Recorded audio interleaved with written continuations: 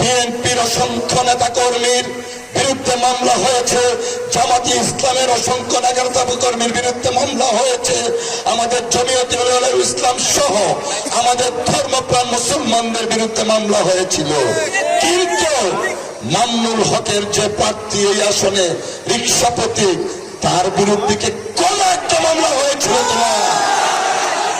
অতএব তিনি তার মনোনীত প্রার্থী, তাকে নিয়ে কিভাবে জুলাই অভ্যুত্থানের আদর্শ উজ্জীবিত হয়ে বাংলাদেশ গড়তে চান, তা আমাদের এই দুর্গাপুর কলমাকান্দাবাসীর আজকে প্রশ্ন। ইনশাআল্লাহ প্রিয় বন্ধুরা আমার, আজকে যদি জুলাই অভ্যুত্থান না হতো, আজকে যে শহীদের পরিবার এখানে বসে আছেন, সেই শহীদ যদি তাদের বুকের কাটা রক্ত বিলিয়ে না দিত, হাজার হাজার ছাত্র জনতা যদি রাজপথে বুলেটকে আলিঙ্গন না করত, অনেক যোদ্ধা আমরা কিন্তু আজকে এই জায়গায় দাঁড়িয়ে কথা বলার দুঃসাহস তো দূরের কথা, আমরা দাঁড়াতেও পারতাম না।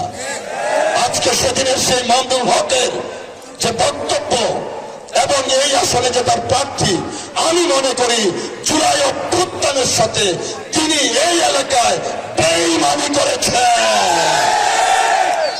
তাই বন্ধুরা, আসুন আমাদের একদিকে ৭১-এর